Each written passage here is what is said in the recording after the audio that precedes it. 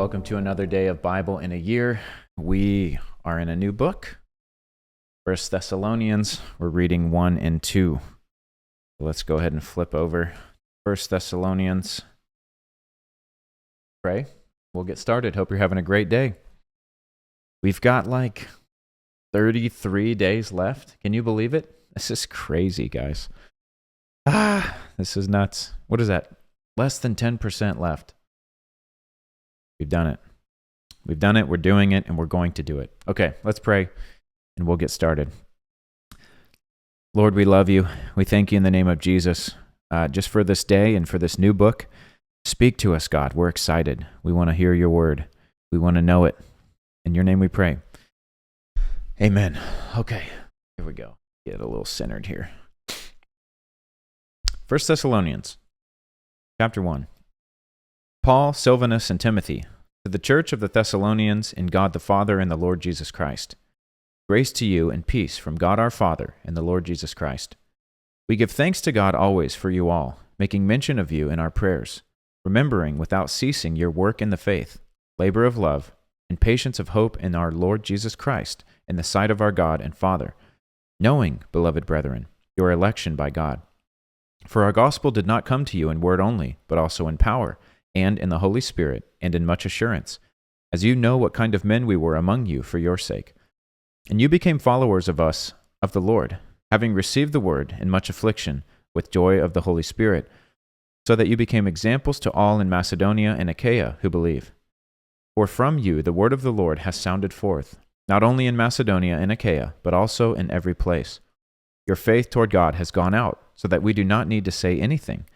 For they themselves declare concerning us what manner of entry we had to you, and how you turned to God from idols to serve the living and true God, and to wait for his Son from heaven, whom he raised from the dead, even Jesus, who delivers us from the wrath to come. Chapter 2. For you yourselves know, brethren, that our coming to you was not in vain. But even after we had suffered before and were spitefully treated at Philippi, as you know, we were bold in our God to speak to you the gospel of God in much conflict. For our exhortation did not come from error or uncleanness, nor was it in deceit. But as we have been approved by God to be entrusted with the gospel, even so we speak, not as pleasing men, but God who tests our hearts. For neither at any time did we use flattering words, as you know, nor a cloak for covetousness. God is witness. Nor did we seek glory from men, either from you or others, when we might have made demands as apostles of Christ. But we were gentle among you, just as a nursing mother cherishes her own children. So, affectionately longing for you, we were well pleased to impart to you not only the gospel of God, but also our own lives, because you had become dear to us. For you remember, brethren, our labor and toil. For laboring night and day, that we might not be a burden to any of you, we preach to you the gospel of God. You are witnesses, and God also, how devoutly and justly and blamelessly we behaved ourselves among you who believe. As you know how we exhorted and comforted, and charged every one of you, as a father does his own children, that you would walk worthy of God who calls you into his own kingdom and glory. For this reason we also thank God without ceasing, because when you received the word of God, which you heard from us, you welcomed it not only as the word of men, but as it is in truth, the word of God, which also effectively works in you who believe. For you, brethren, became imitators of the churches of God, which are in Judea in Christ Jesus. For you also suffered the same things from your own countrymen, just as they did from the Judeans, who killed both the Lord Jesus and their own prophets, and have persecuted us. And they do not please God, and are contrary to all men, forbidding us to speak to the Gentiles that they might be saved, so as always to fill up the measure of their sins. But wrath has come upon them to the uttermost. But we, brethren, having been taken away from you for a short time in presence, not in heart, endeavored more eagerly to see your face with great desire. Therefore, we wanted to come to you, even I, Paul, time and time again. But Satan hindered us. For what is our hope or joy or crown of rejoicing? Is it not even you in the presence of our Lord Jesus Christ that is coming? For you are our glory and joy.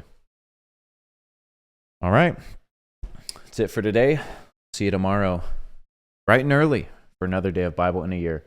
God bless.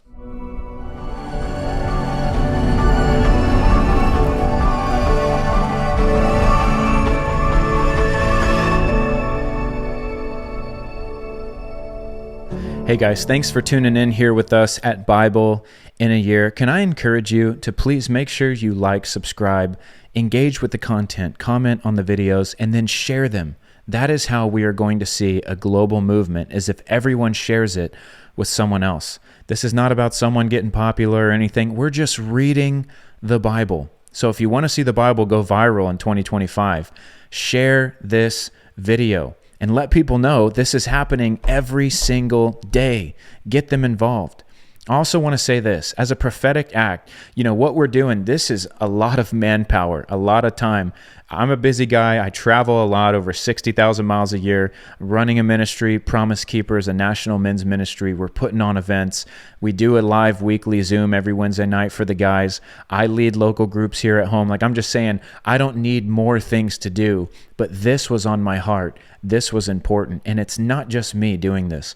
We have an entire team that is making sure emails go out, that is tracking all the data, that is clipping this up, that is editing and uploading and taking care of all the logistics that you don't see behind the scenes, doing the marketing, doing the PR.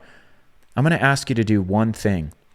This is a free gift. And I'm going to ask you, every day that you attend, will you just set aside $1?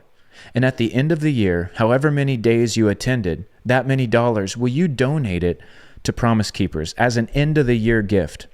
We're finishing this thing up on December 24th. Would you make a donation to Promise Keepers on Christmas Day with however many days you attended? If people around the world did that, we would be able to continue providing free resources just like this. I want you to think about this. This is totally free, and we are using the biggest platform in the world, social media, to get the Bible out there to unreached people groups. Believe it or not, there are still people around the world. There's 3.2 billion people in the world, statistics have shown, that have not heard the gospel.